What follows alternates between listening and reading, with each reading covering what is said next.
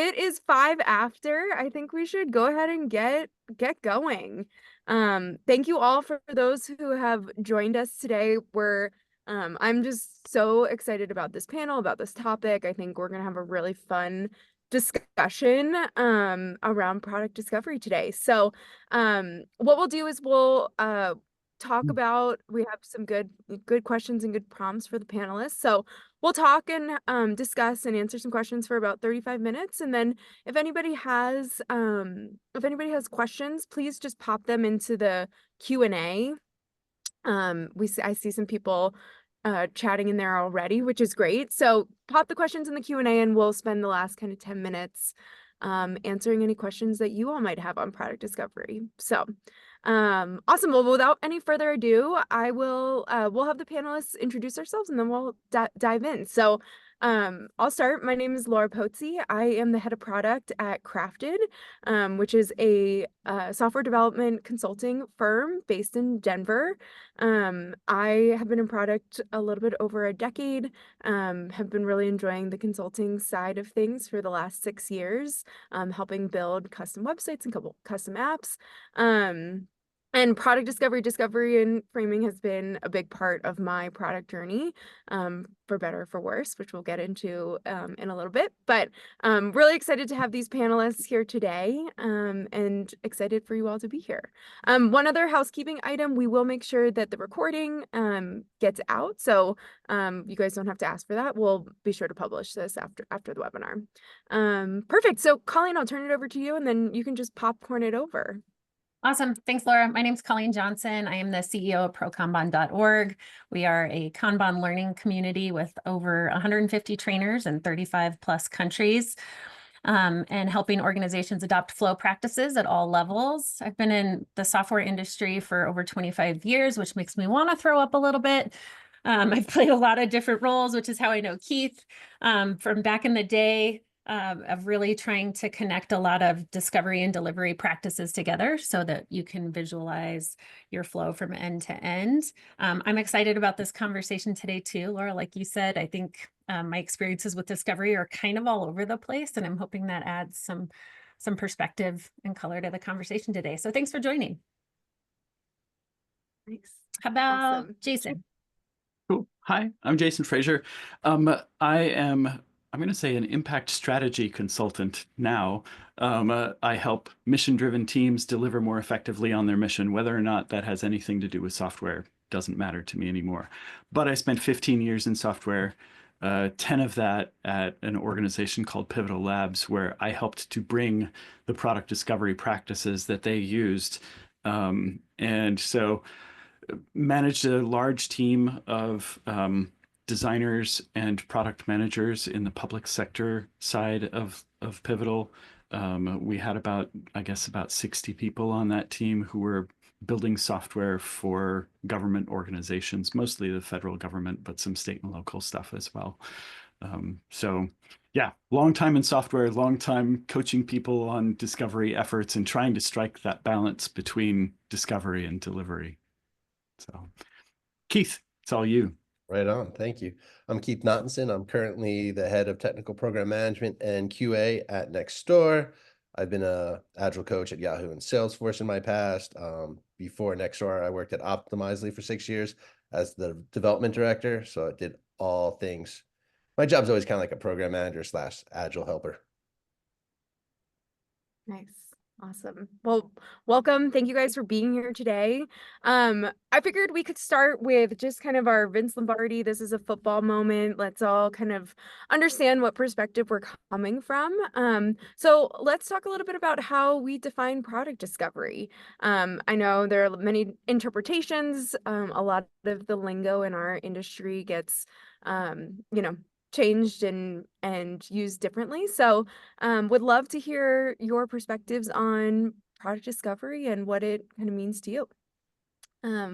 Keith, why don't you get started, and then we can make this more of a discussion after All right. this one. Product discovery. So I think about product discovery as opposed to product delivery. A lot of times people just start building something without knowing if they're solving the right problem. So I think about product discovery as like the upfront work of really trying to understand what problem you're trying to solve, and it doesn't necessarily include the solution, because the solution can be That's kind of like the handoff between, I guess, discovery and delivery. But oftentimes, teams I've worked with go right to, we're going to build this thing, we're going to build this thing, and they just build without understanding if that's actually what the customer wants or if it's actually the most valuable thing they could be spending their time on. What about you, Colleen? What does it mean to you? Yeah, I would agree with that. And I think, I think it's hard for all the reasons, like Keith, what you just said, right? I think for most organizations, we've got a roadmap built out full of solutions of things that we have to deliver. And so a lot of times trying to back into discovery is difficult because we've already figured out or promised the what. And so I think I like the way you said that, right? We're trying to understand if something is like, is this a problem that we need to go solve? So I think the difficulty there in getting it right is backing away from the solution sets that we probably already have in mind, and that's an incredibly challenging thing to do well. So, but yeah, I would agree with Keith's definition there of trying to understand what are the problems we need to solve, and are they worth the investment of solving them? Yeah, totally. I couldn't agree more. Jason, anything to add? Yeah, I mean, I agree. Understanding what is the problem that we need to solve and how are we going to solve it. But the thing that I think is a difference, or you probably all agree with this too, you just didn't say it, I don't know. But I believe in continuous discovery. I believe there's always something that we need to be learning, and that there isn't really a handoff between the people who are doing discovery and the people who are doing delivery. Ideally, it's all just one cycle of continuous discovery and delivery. Totally. Yeah, I think I couldn't agree more with you guys. And I think that understanding the problem before we jump to solutions, no matter where kind of that happens in the product development life cycle, is always important. We can't understand our users, our business, all of that when we just jump right to the solution. So understanding that problem and getting clarity on that and the goals is an important step, but not doing it in that kind of handoffy waterfall way. Is definitely I've seen it done both ways. What about success? Like, so, if we kind of go with those definitions, how do you guys define success in product discovery? I think there's variables like speed, depth, ability to pivot quickly. Would love to hear about your experiences in defining success in product discovery. I think maybe a weird one might be how many things you don't build. Did I steal that from you, Keith? But I feel like in the organization, for a lot of organizations I've worked with, they have a product discovery practice, but everything goes through it and everything comes out of it. It's like, and that's where I think that term like discovery theater kind of comes to mind, because it's like we're doing discovery and we're validating that this is something that we need to solve and build for, but we're going to build everything that we do discovery on. And so I think looking to how many things you do discovery on and don't build really tells you whether or not your discovery process is working well. Yeah, as a product manager on a team back in the day when I did that, my greatest joy was getting a client to delete something from the backlog. Like, yeah. don't put it in the icebox. Delete it. Like, it's gone. Yep. I think that takes a lot of courage though for, product teams to work with their leadership team. And, I think a lot of leadership teams might see then that as a waste of time, right? Like I think the expectation would be, we're dedicating time to product discovery. How would you guys, do you guys have anything to say about that, of like taking that courage to be like, no, this isn't the right thing to build. Let's pivot. Talk to me a little bit about that. I figure there's two ways to start product discovery if you haven't done it before. One is you kind of start at the beginning with just some ideas. But usually the way I've seen it implemented, or we've implemented in the past, you kind of work backwards. You're like, actually, we think we were going to do this, but before we do that, can we spend 2 weeks doing this or 4 weeks doing this? So it's usually, we kind of cheated in usually road mapping. So before we give you a roadmap, we said these things, but let us actually validate that they're true. So having a time box is a good way to start the process as well. And we don't do it for everything. You usually start with a project or a thing. You don't do it across your system right away. So that's how I usually get to product discovery, but it doesn't usually come naturally. Yeah, and I think another thing I usually look to kind of around are we doing discovery on the right things? And then kind of combining it with that discard rate. I like to use the product discovery or the product horizons, not so much the time-based horizons, but the horizons of like horizon one being table stakes, keep the lights on. This is what our customers expect from us. Horizon 2 being, these are things that are going to give us a competitive advantage. And horizon 3 being crazy new ideas that nobody's thinking about yet. If we want to play in horizon 3, we got to throw a lot of spaghetti at the wall and see what sticks. And so the discard rate for horizon 3 type of work, I think, should be a lot higher. And maybe we shouldn't even be investing in discovery work for horizon 1 or horizon 2, or maybe horizon 2 is like 50-50. So I think thinking about what the work is and what we're trying to do with it also plays into what we would consider like an ideal discard rate or fail rate, whatever you want to call it, right? For like what we were just talking about, for how many things don't make it through that process. And that means I think having some kind of categorization around the type of work or the type of problem before you even make that investment, like you said, Laura. Totally. Cool. Yeah, I think to add on to, similar to like continuous deployment and, you know, CI/CD and just delivering in small rapid iterations, right? We do that to reduce risk. I think thinking about product discovery, to Jason's point, in that continuous discovery thing where, you know, you're not taking 6 months necessarily to do a product discovery every single time. Some products definitely could warrant that, you know, a 0 to 1 net new startup like might warrant 6 months of product discovery, but being mindful about that time commitment, I think also kind of helps reduce the risk when you realize that the product or the is not the right product to go after. There's not product market fit there. So I think having kind of that perspective too, and not losing ourselves necessarily in tons and tons of discovery, like knowing when to move on. Any kind of comments on that, of like knowing when to move on and, you know, like extensive product discovery versus kind of that right balance between discovery and delivery? Yeah, slow delivery is a risk too, right? And for the lean nerds out in the world, there are 8 wastes in lean, right? And one of them is inventory, right? Code that's sitting on a shelf, stuff that's not in prod, is not creating value for anyone, right? And in the work that I've done over the last 7 years or so with government, some of this software is literally saving people's lives. And so every day that that software isn't out there being used, people are potentially dying, right? Which, that is a big risk to eat, right? But there's a concomitant risk of shipping stuff that doesn't align with the mission, right? If you don't learn enough about what it is that you're trying to do, you ship the wrong thing, people still die, right? So there's a balance that you have to strike, like you said, between discovery and delivery. But fast delivery is extremely valuable.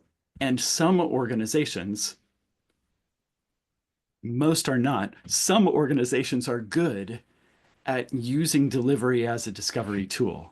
And like lean startup, you know, Eric Ries comes from the school of ship it and learn from it. But he was coming from a place where you could always back something out of the code base, where you could go in and delete it later. And the enterprise clients that I've worked with over the last many, many years, they don't go back and delete things, right? And like once it's in code, it's there forever. And that's where I think discovery matters a little bit more, because you end up overcomplicating your product, shipping stuff that nobody uses, and it ultimately overcomplicates your code base and makes it more difficult to work with and support. So there are all kinds of knock-on effects to delivering stuff that nobody needs. So you literally, you know, I think a lot of times during the workday we say like, we're not saving babies, but you are saving babies over there. That's great. What about Keith or Colleen? Any other kind of follow-ups to some of the risks? Yeah, so I use time boxes a lot. So like we had a process where we'd review it once a month, so it wouldn't go on too long. And then also to keep the number of ideas down, like a whip limit basically. So a person can only work on one discovery item at a time. That means if they thought there were better ideas, they'd actually want to stop that one and work on the other one. And then also going back to continuous, like discovery. You want the same team executing, delivering for the most part as possible, because you don't have to pass that knowledge off. So the limit there is that you also have them working on the actual delivery at the same time too, so that they have a foot in both worlds. Otherwise, you could just drift along on discovery if there was no time box, if there was unlimited ideas, if you didn't have to actually do delivery work. Yeah. Well, I think the other thing I guess I would add is this concept of like, what is the success criteria or failure criteria? Are we doing a good job of describing that or defining that up front? I think we see the same thing with the work we, cut discovery off and just think about the delivery tail here. We tend to pull things in without having that conversation around, is this the right investment?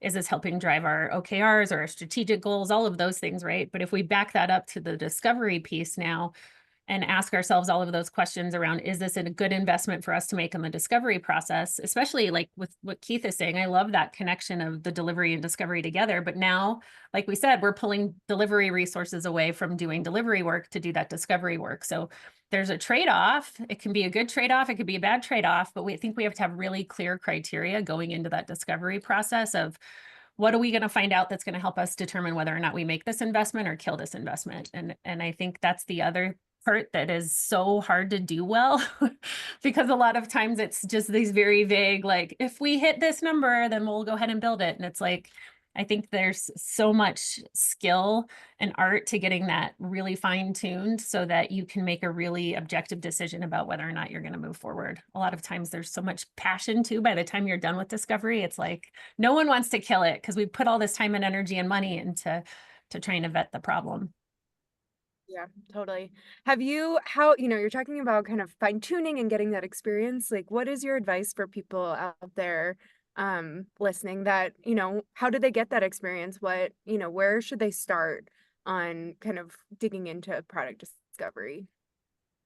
Well, Jason, you said something here about the connection, right? That continuous discovery loop. And I think we can learn so much about what we need to be measuring based off what we've already delivered. If you can connect that, so it's like the snake eating the tail here, like that is really gold, I think, to be able to say, okay, we shipped this thing and we either learned that it tanked in production or customers weren't using it. Now, how do we tie what we learned from that feature to what we're doing in discovery so that we're folding that learning and creating like a full feedback loop there around the things that we've delivered and what we're doing discovery on next.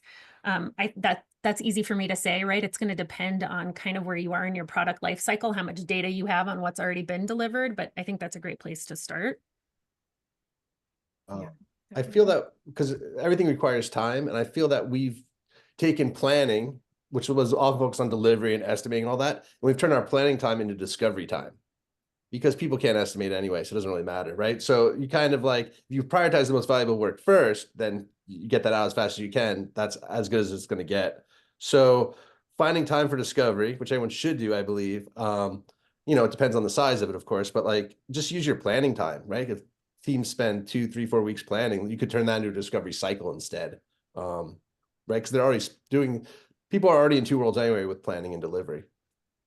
I mean, discovery should be cheap, by the way, like 3 people a week or 2. It's not as expensive as delivery, which an idea could have 20, 30 engineers working on it for a year. So discovery is really cheap, relative. Yeah, let's touch on that a little bit of kind of the expense of, we're here to talk about if it's worth the investment and the ROI on discovery. Like, let's talk about the expense of product discovery and if it's worth it. Well, Jason, you said something about investments earlier that I would kind of go back to, and I think this all comes back to small bets, right? The bigger the thing, the bigger the investment we're making, the bigger the chunk, whether it's discovery or delivery, it's all an investment without a return. And so I think if we can think of everything as inventory, like you said, these are all things that we're investing cost in, even if it's just sitting there, even if we're not actively working on it, that's still an investment without a return. So if we look at it from that perspective, how do we make that investment as small as possible to reduce the risk and get the return back?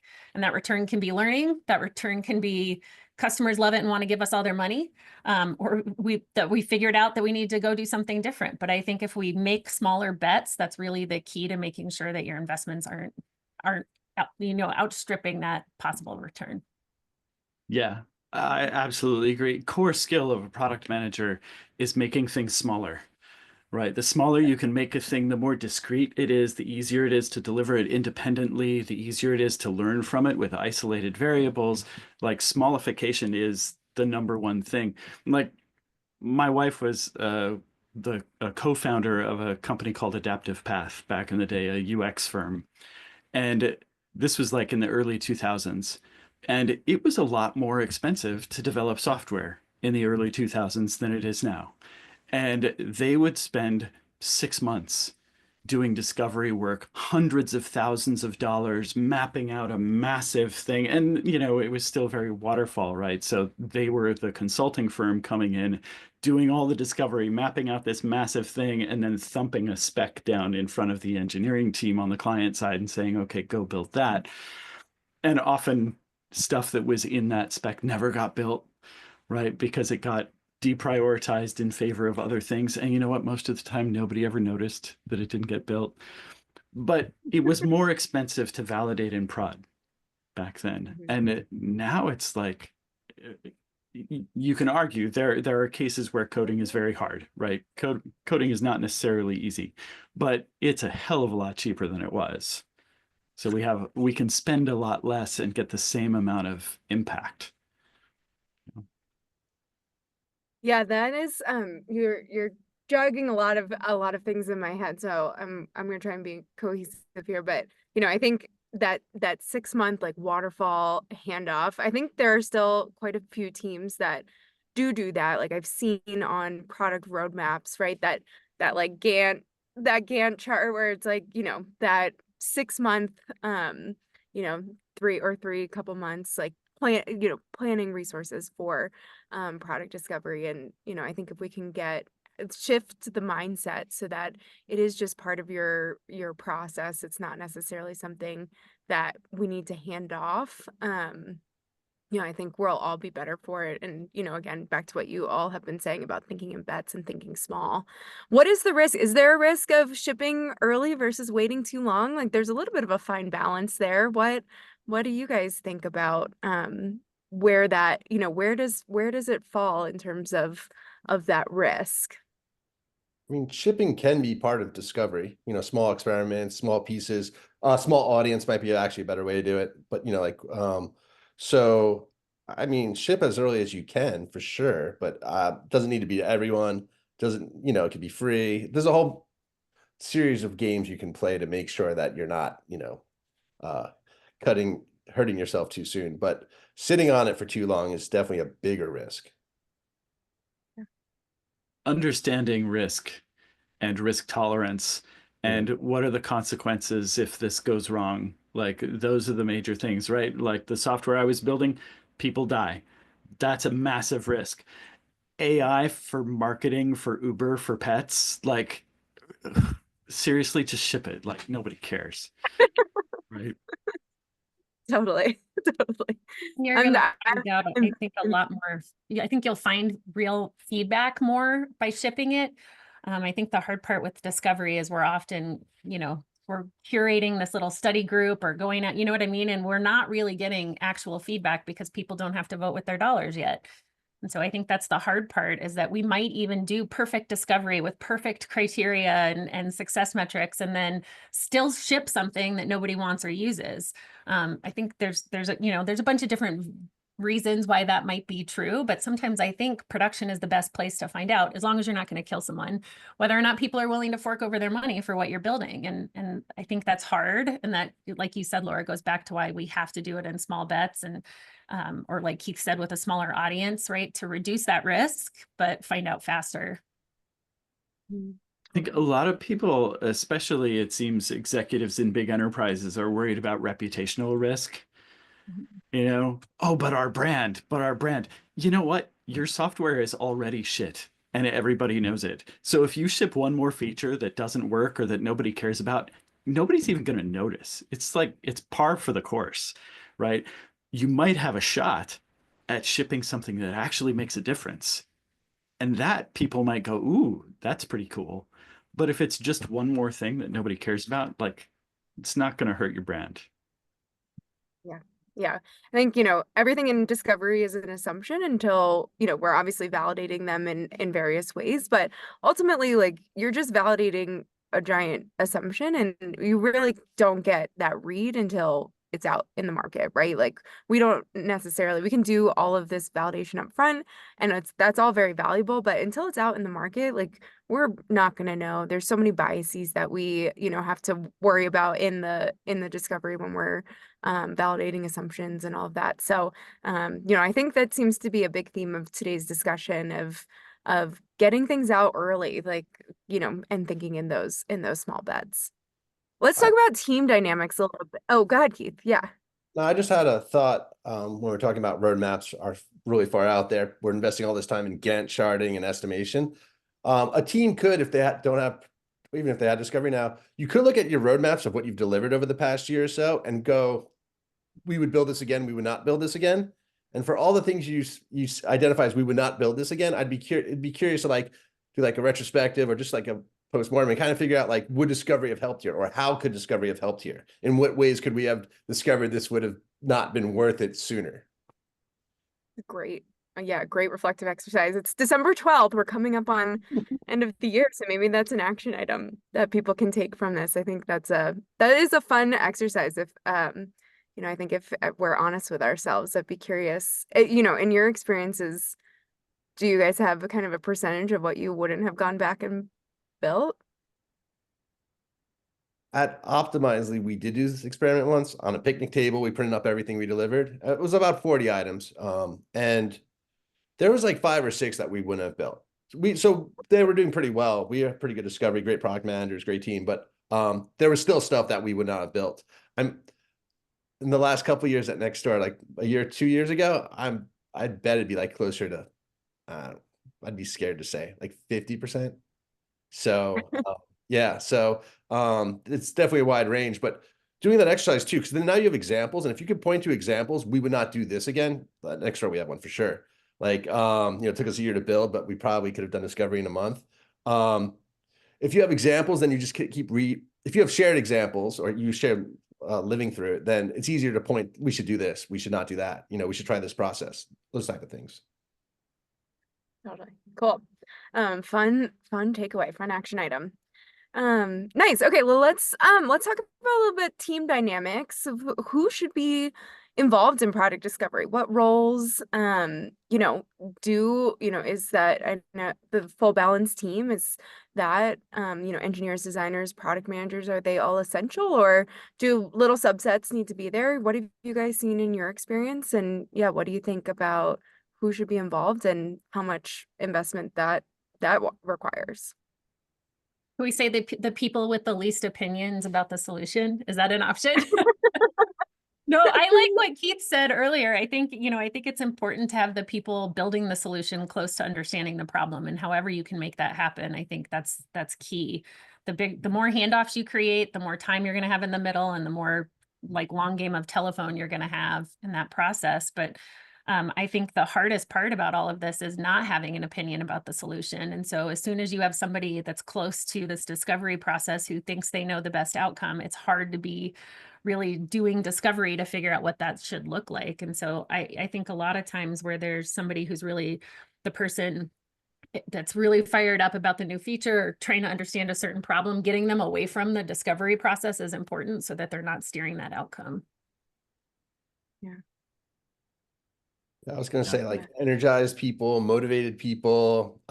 It's I wouldn't necessarily go by role. I mean, obviously mechanically I look at product manager, designer, engineer, like a triad, maybe data science, but that's just mechanically how we try to play it in real life. Is you have the people who are really passionate, you have your high performers. It's almost like a reward to work on discovery, because if the wrong people work on discovery, it would just may not go anywhere. It might be bad. So before we mentioned that, like, you might be taking people's time away from delivery, but if they're really your high performers, they're just doing more work. And I mean that in a nice way. Like, they're energized, they're passionate about this thing. They figure out how to prioritize the right work across these two systems. Yeah. Oh, did we lose you, Jason? I think you're on mute. Still muted. There we go. The people who are building the thing need to understand what they're building.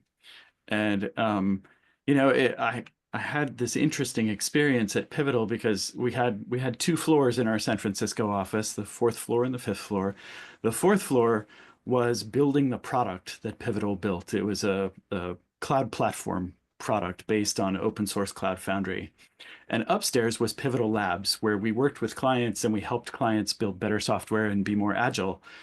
And these floors were both literal and figurative strata, right? Where upstairs we were teaching continuous discovery, we were teaching balanced team, we were teaching, the team that builds it is the team that discovers it and learns about it.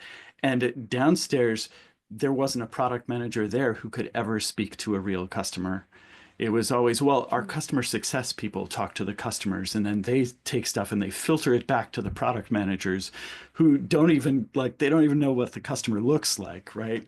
And it was just such a bizarre world to live in. And I did a couple of tours of duty downstairs on the fourth floor working with product managers, and it was nuts. I was like, how do you do your job this way?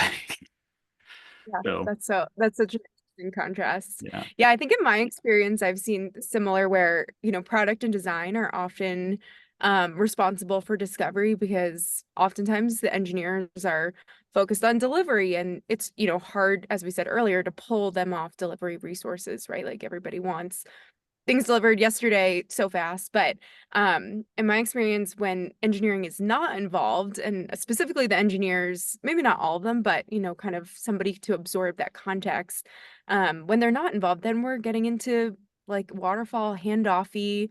You're losing the context, you're wasting time getting those engineers up to speed. They don't have empathy for the customer, right? There's a lot of empathy building when you're doing product discovery and talking to those customers, like kind of what you're saying, Jason.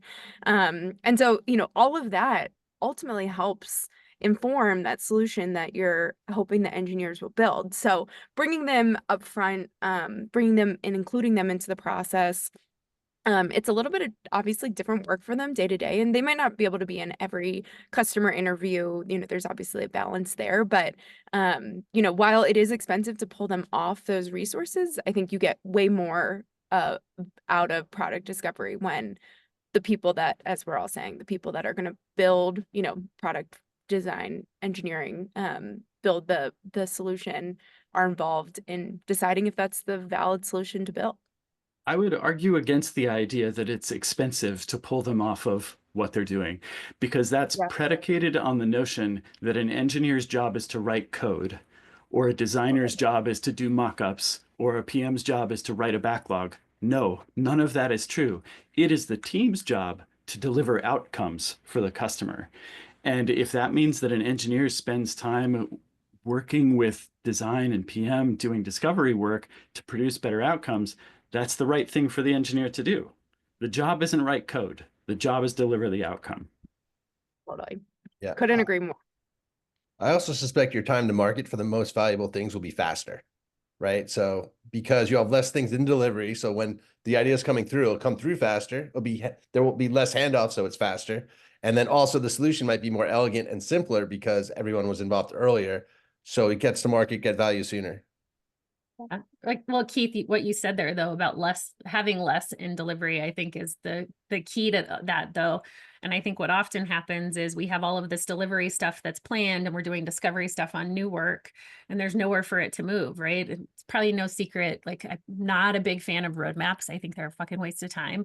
But if you think about it from the perspective of like what we're trying to do with discovery is figure out options for what to work on next. If we've already planned what we're going to work on, we're not really creating options. We're just like, we're creating a logjam of stuff we're never going to get to. And so that capacity and space to pull that new work in that comes from discovery is critical. And I think you have to think about then we get into WIP limits and all these system things of like, how do we start to balance out that workload between delivery and discovery? So we have the capacity to pull that work in and pick the right options, right? That the whole notion of just in time selection of what to work on next, instead of 6 months of features planned out in advance. Yeah. Quick plug for a webinar that Colleen and I did before, The Death of the Product Roadmap, if you want to learn more about our opinions on roadmaps. But no, I think that's great. I think that's great. Okay, quick plug to the audience before we start to wrap up the discussion. If you guys have any questions or want answers, follow-ups, throw it in the Q&A. We're about to switch over to that. So kind of as we wrap up the discussion, I'd love to hear the panelists' real life experiences with product discovery and truly, like, do you guys think it's worth the investment? We've talked about a lot of topics, but let's get to the nitty-gritty, the hard truth here. Let's anything you guys want to share?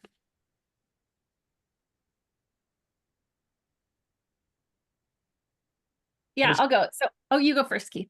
No, I was trying to remember exact examples. I know at Optimizely, it was really cool. What we did was we took like triads of people, extra time energized people, and we'd spend a month, and then they'd come back and like share out with like this a group of people who are into it, like 8 people. And we decide if we're going to persevere, if we're going to pivot, or if we're going to stop the idea. And then again, like people come back, be like, actually, we don't like this idea. We had this better idea instead, and that was awesome. And these are the teams that are making the roadmaps. So because we had the time box and we had these 3 groups doing it, that was the limit. I know some ideas got through really fast. Sometimes you just get one piece of the idea would actually get through the system fast. Like, oh, we should definitely do this anyway. And it would hop right into delivery. So those were examples. And right now, Nextdoor is going through a really like organized discovery because we have a new CEO as of like 9 months ago. So we were looking at, we updated our product strategy, and now we're going through legitimate product discovery across multiple fronts. And it's really fun.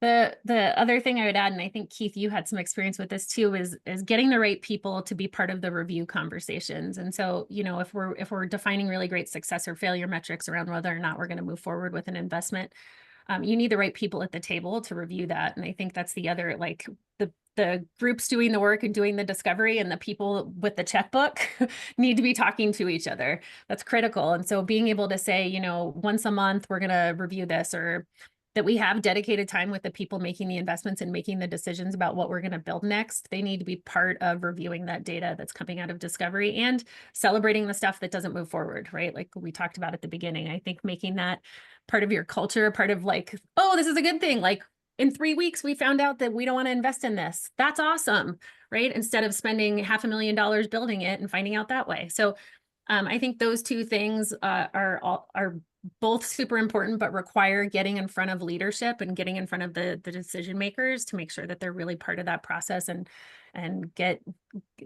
their hands dirty and having those conversations with the teams. Yeah, I love that. The being able to show a track record of success from discovery efforts. Success buys you credibility, right? And the credibility buys you permission to do what you need to do the right thing. So it's making sure that stakeholders actually see that the work that's being done here is having a positive impact on your delivery effort and the outcomes that you're trying to ship to your customers. Lovely. Nice. Awesome. Well, thank you guys so much for all of your insights on product discovery. I think this is a conversation that can go on for a while. We have 2 questions in the audience, so we'll hit those and then we'll wrap up. So actually, I think this question is a nice compliment to what you were just saying, Colleen. Somebody's asking, how do you think about involving stakeholders in discovery, especially if they think they already know what needs to be built? Well, I think Keith, you said this a minute ago. One of the organizations that I worked at, I think one of the things that we used as kind of our rally cry was a product that we took almost a year to put into production that was wrong and nobody used. And unfortunately, that's a shitty way to learn, but it works.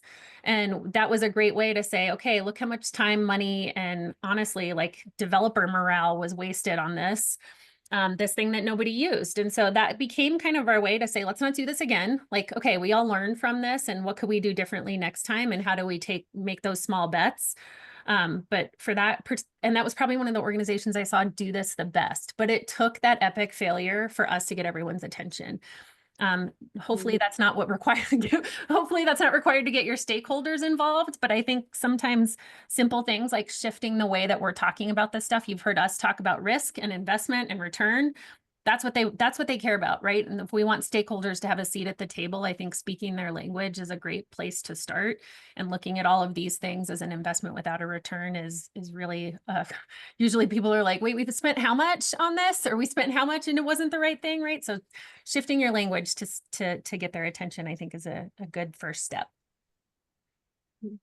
Awesome. Yeah, I think a lot about like structure and mechanics for things because I have to run all the things. But for getting stakeholders involved, like this one's written as, especially if they think they already know what needs to be done. I tend to like work in small teams, large teams. Like you have a core team and then let's say an advisory team.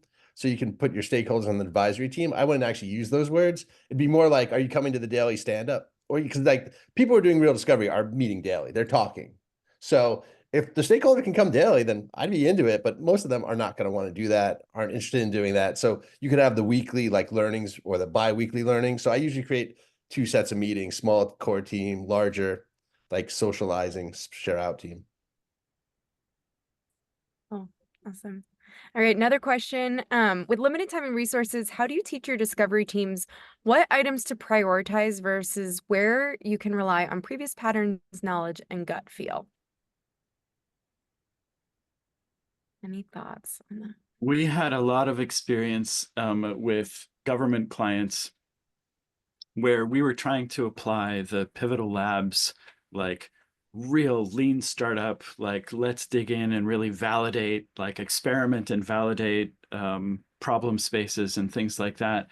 And working with these government teams where they had work processes that had been in place for literally decades.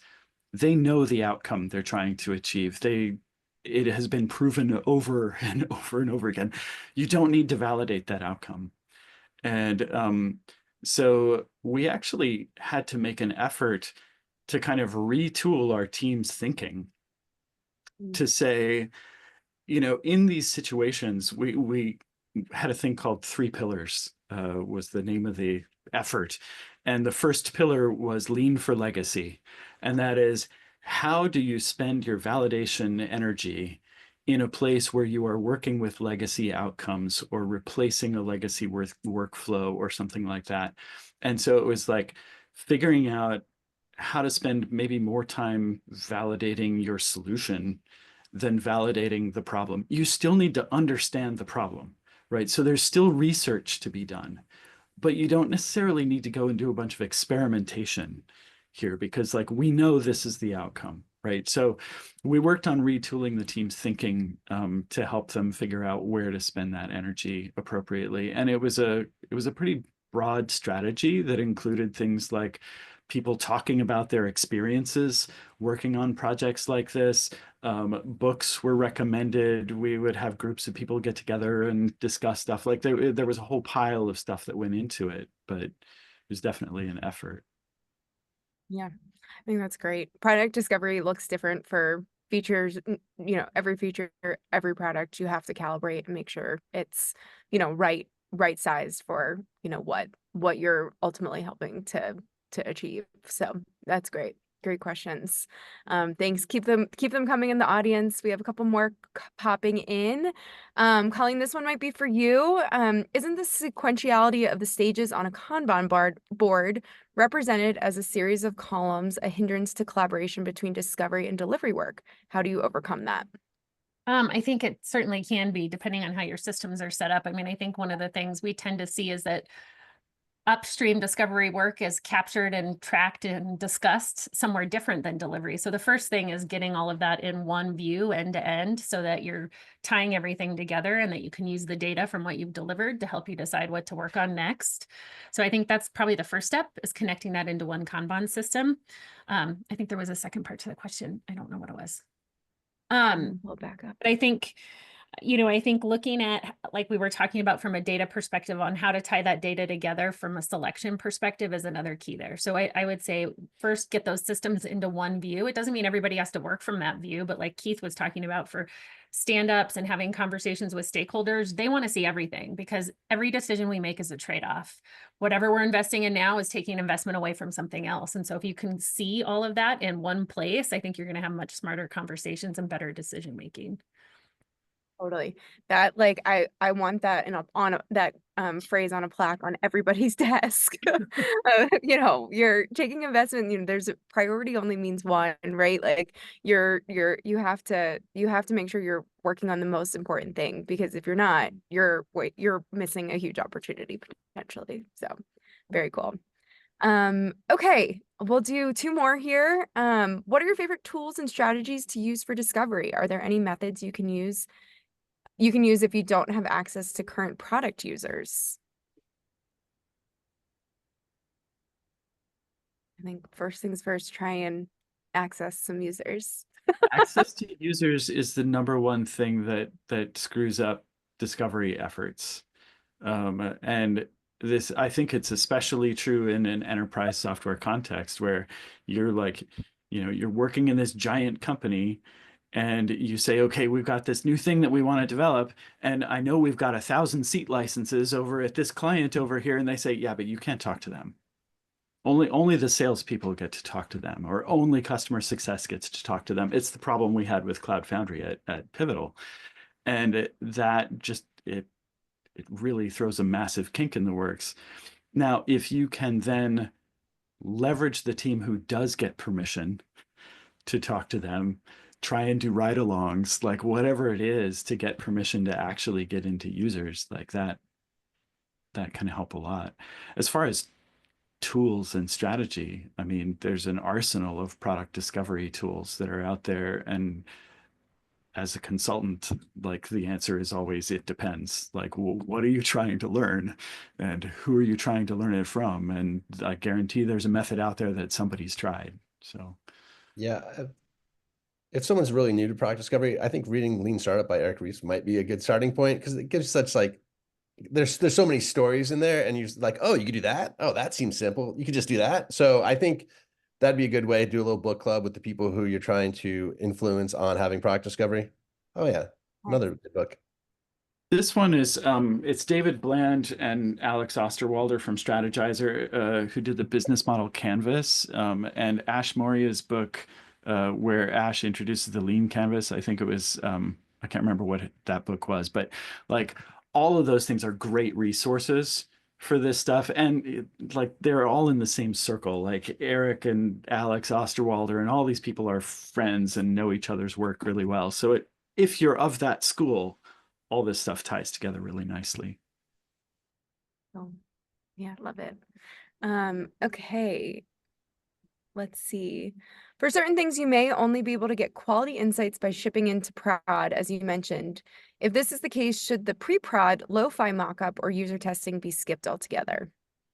Yes. Q says no. Maybe. I say yes. I just maybe. And because the engineer still has to know what to build and how to build it. And you might need a mock-up for an engineer to go, oh, I see how you want me to deliver this, right? Like somebody's got to do a wireframe or something, maybe. Or maybe you just have the designer and the engineer sit down together, which would be great, and, you know, do it together.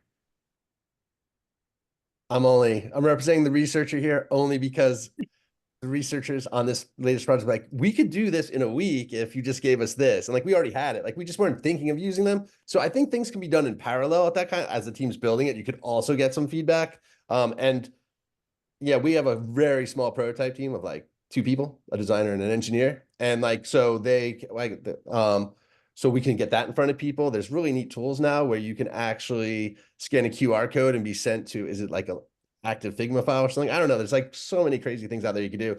So for all the researchers out there, I'd say try to do some research, but your team has to be quick. Like they have to be playing the same game you're playing. You can't delay anything because of scheduling. That's what it is.